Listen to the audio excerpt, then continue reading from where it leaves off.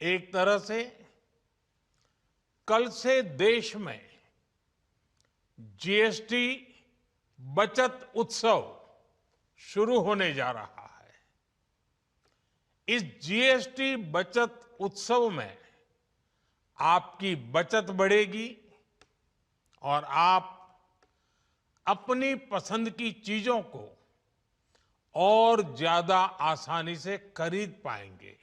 हमारे देश के गरीब, मध्यम वर्गीय लोग, न्यू मिडिल क्लास, युवा, किसान, महिलाएं, दुकानदार, व्यापारी, उद्यमी, सभी को ये बचत उत्सव का बहुत फायदा होगा। यानी त्योहारों के इस मौसम में सबका मुंह मीठा होगा। देश के हर परिवार की खुशियां बढ़ेगी। मैं देश के कोटि कोटि परिवारजनों को नेक्स्ट जनरेशन जीएसटी रिफॉर्म्स की और इस बचत उत्सव की बहुत बहुत बधाई देता हूं। ये रिफॉर्म भारत की ग्रोथ स्टोरी को एक्सेलरेट करेंगे, कारोबार को और आसान बनाएंगे, निवेश को और आकर्षक बनाएंगे और हर राज्य को विकास की दौड़ में बराबरी का साथी बनाएंगे। साथियों, जब साल 2017 में भारत ने जीएसटी रिफॉर्म की तरफ कदम बढ़ाया था, तो एक पुराना इतिहास बदलने की और एक नया इतिहास रचने की शुरुआत हुई थी।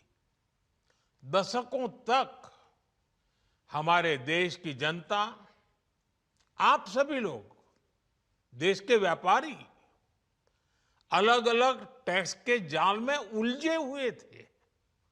Octroi, entry tax, sale tax, excise, VAT, service tax, न जाने भांति भांति के दर्जनों टैक्स हमारे देश में थे।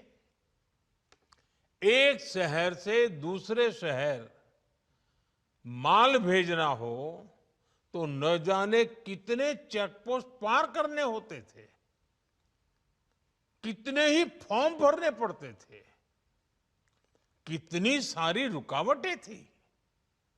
हर जगह टैक्स के अलग अलग नियम थे।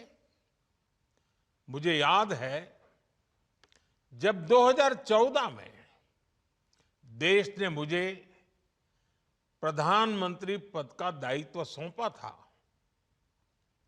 तब उसी शुरुआत के दौर में एक विदेशी अखबार में एक दिलचस्प उदाहरण छपा था। उसमें एक कंपनी की मुश्किलों का जिक्र था।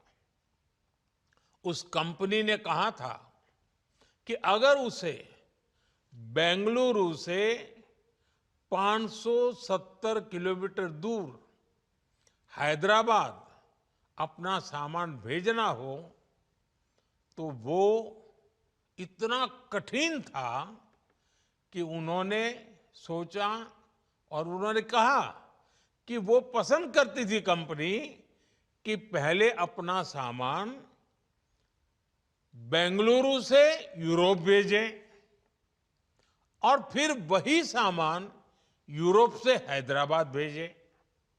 साथियों, टैक्स और टोल के जंजाल की वजह से ये तब के हालात थे। और मैं आपको सिर्फ एक पुराना उदाहरण याद दिला रहा हूं।